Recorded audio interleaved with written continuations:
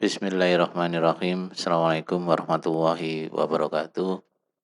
Alhamdulillahirabbil alamin. Asyhadu an la ilaha illallah wa asyhadu anna Muhammadar Rasulullah.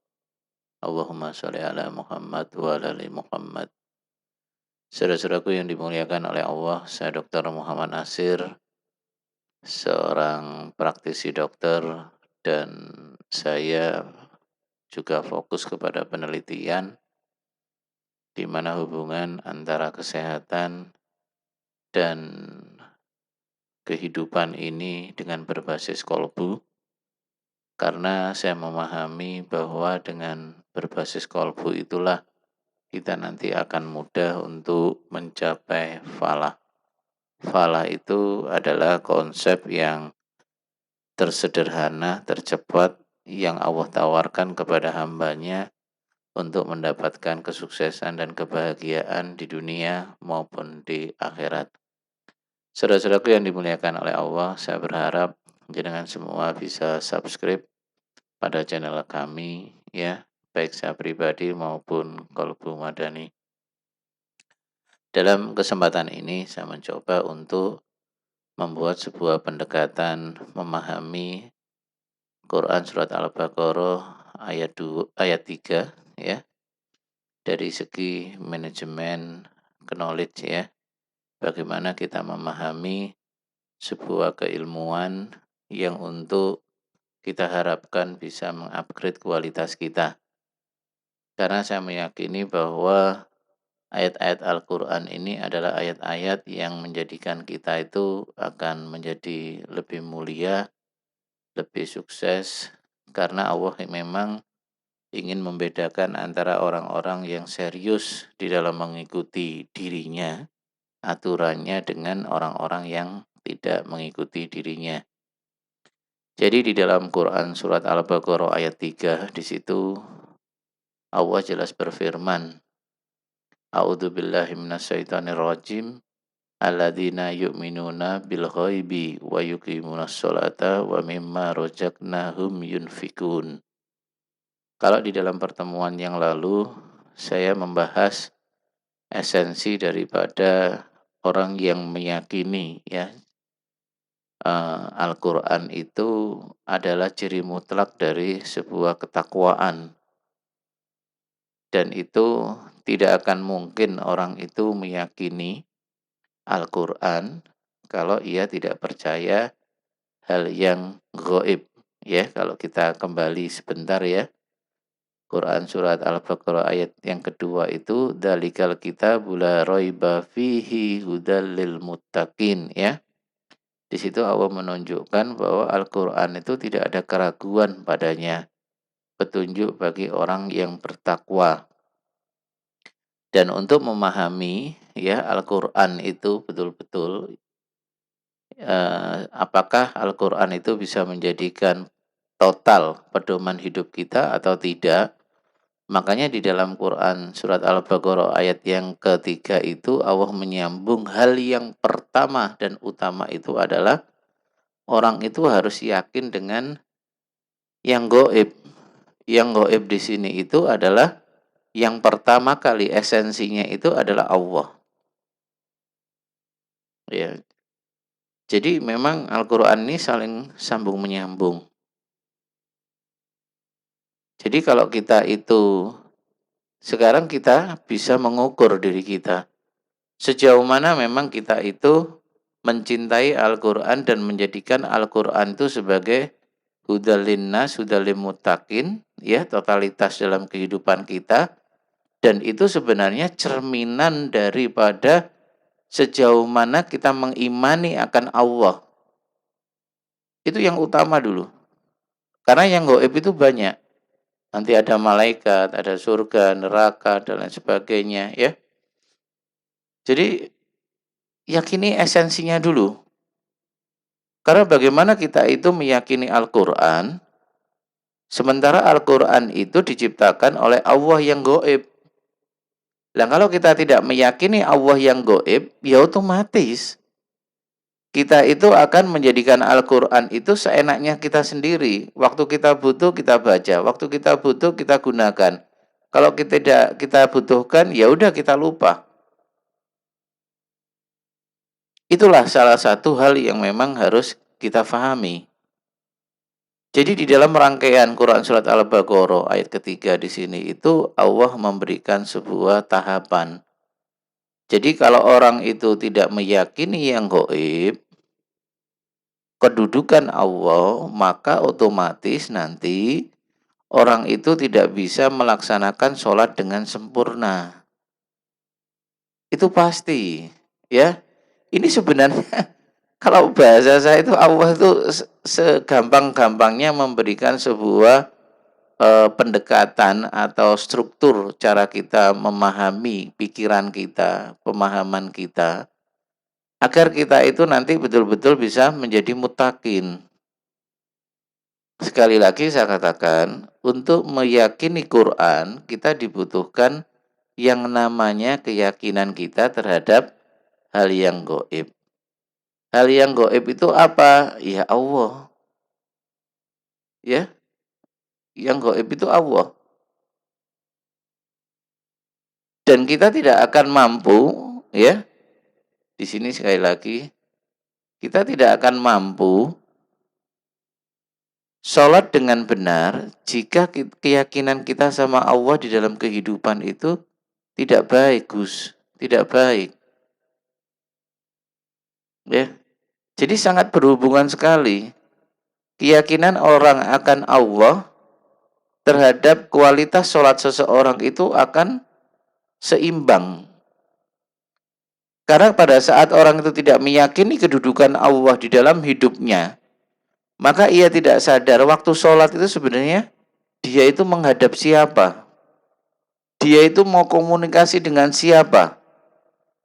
Maka secara otomatis orang yang keyakinannya kepada Allah itu lemah, maka bisa jadi sholatnya itu sekedar penggugur kewajiban. Dan bisa juga memang di dalam sholatnya itu banyak di situ kurang sempurna syarat rukunnya. Dan yang terakhir adalah bisa jadi sholatnya orang tersebut itu sholat sak kobere, sak kecekele ya. Ya kalau memang bisa sholat awal ya awal, akhir ya nggak apa-apa, bablas juga ya bisa jadi ya nggak apa-apa. Jadi jangan ya, sekali lagi jangan. Dan sekali lagi bahwa sholat ini nanti akan menjadikan keyakinan kita kepada Allah karena kuat dengan sholatnya memang sempurna, maka ia akan tahap berikutnya itu adalah mampu untuk berinfak. Ya, mampu berinfak di mana apa yang Allah berikan kepada dirinya, apapun di situ, ya, baik yang berupa pengetahuan, tenaga, keuangan, ya, dia tidak akan segan-segan untuk memberikan pada apa-apa yang Allah perintahkan kepada kita. Karena kita sadar, kalau kita sudah yakin sama Allah, dan kita tunjukkan, kita buktikan dengan sholat kita, maka kita akan diberikan Allah keyakinan bahwa apa-apa saja yang kita berikan, kita amalkan, kita gunakan untuk mengurus agama Allah, itu nanti Allah akan mengembalikannya, bahkan nanti lebih dari itu. Jadi maksud saya gini, saudara-saudaraku, bahwa coba kita itu kan sudah sholat sekian banyak ya, sesuai dengan umur kita. Dan kita sudah beragama Islam rata-rata dari lahir. Dan ini alhamdulillah kebaikan Allah lewat orang tua kita, lewat jasa-jasa para leluhur kita, satu contoh, para wali, ya, para perintis kemerdekaan, dan lain sebagainya, guru-guru kita. Dan ini hendaknya harus di apa ya, kalau bahasa saya itu harus di manajerial, harus di manajemen. Caranya bagaimana? Ya kalau bisa kita itu tiap hari atau tiap 1 bulan itu membuat sebuah grafik ya, grafik. Untuk membuktikan apa? Apakah kita semakin jauh untuk menuju takwa atau semakin dekat? Caranya bagaimana? Kita tulis aja. Poin pertama Al-Qur'an ya. Jadi kalau bisa saya terjemahkan itu poin pertama Al-Qur'an ya di sini. Nah, poin pertama Al-Qur'an. Nah, Al-Qur'an itu akan bisa ya sekali lagi menjadi nilai total dalam kehidupan kita ya, total apabila yang pertama kita harus meyakini Allah. Ya, jadi kalau tiap hari kita itu tidak membaca Al-Qur'an, ya sebenarnya kita sebanding dengan kualitas keimanan kita kepada Allah. Jadi kita kita ukur ya. Lalu yang kedua yang paling gampang adalah juga sholatnya. Kita ingin dikatakan orang beriman, kita orang mutakin. Tapi sholatnya tidak menunjukkan dia itu nikmat bersama Allah.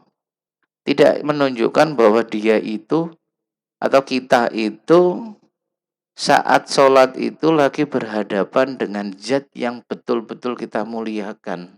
Yang sangat kita muliakan. Di mana kita waktu sholat itu berhadapan dengan zat yang menguasai diri kita, kehidupan kita, keluarga kita, istri dan anak kita, masa depan kita, bahkan nanti pada saat kita di alam kubur maupun di akhirat itu, Allah lah yang mutlak ya sebagai penentu dalam kehidupan kita. Sejauh mana kita itu bisa memahami hal itu? Coba saja kalau kita itu berhadapan dengan orang yang betul-betul mutlak ya untuk mempengaruhi kehidupan kita. Saya yakin pasti insya Allah pada saat kita punya kesibukan apapun, kalau dipanggil seseorang yang dimana dia meyakini orang itu sangat berpengaruh terhadap kehidupannya, maka ia singkirkan semua itu dan ia mencoba untuk menemui panggilan seseorang tadi. Lalu bagaimana dengan Allah? Ya, secara ilmu kita mengatakan Allah itu penguasa diri kita. Kita diciptakan oleh Allah. Allah lah yang tahu tentang kita, tentang kebaikan kita. Ya, Allah lah yang memberikan kehidupan kita, baik di dunia maupun di akhirat. Lalu pada saat kita dihadapkan posisi sholat, ya, sejauh mana ciri khas daripada pemahaman kita itu bisa kita aktualitaskan. Makanya di dalam kehidupan sehari-hari itu kita harus perlu membuat grafik di sini. Untuk menilai sejauh mana kita itu bisa total di dalam meyakini Al-Quran. Lewat Allah sejauh mana kita ya dalam kehidupan kita itu meyakini Allah di dalam kehidupan kita. Seperti yang di materi sebelumnya. Allah lah sebagai penggerak diri kita. Kita itu pasif, Allah lah yang aktif. Sejauh mana kita menyadari akan hal itu? Buktinya apa? Yang paling konkret itu adalah waktu sholat. Ya, waktu sholat. Itu hubungan hablum minallahnya. Lalu hubungan hablum minannasnya itu ditentukan apa? Infaknya. Jadi pada saat orang itu meyakini akan Al-Quran, apa yang disampaikan Allah lewat Al-Quran, meyakini akan kedudukan Allah itu sebagai penggerak penentu. Sebenarnya bukan kita. Kita sukses, kita tidak, kita kaya, kita kurang. Ya, itu semuanya penggeraknya itu Allah. Dan untuk membuktikan semua itu lewat dua hal. Hablum minallahnya itu lewat sholat. Sejauh mana kita itu lebih bisa sempurna di dalam sholat. Hablum minannasnya itu dibuktikan dari infak kita. Kalau ini bisa betul-betul kita praktekkan dan kita uji, kita evaluasi tiap hari, maka insya Allah kita akan segera mendapatkan sebuah ketakwaan itu bisa terjaga, bisa konsisten, bahkan meningkat terus. Itulah saudara-saudaraku yang berbahagia yang harus kita pahami ya tentang bagaimana kita sebenarnya harus melakukan semua itu. Seperti itu yang bisa saya sampaikan, saya Dr. Muhammad Nasir dari Kolbu Madani, dan kita lanjutkan nanti pada ayat-ayat berikutnya. Assalamualaikum warahmatullahi wabarakatuh.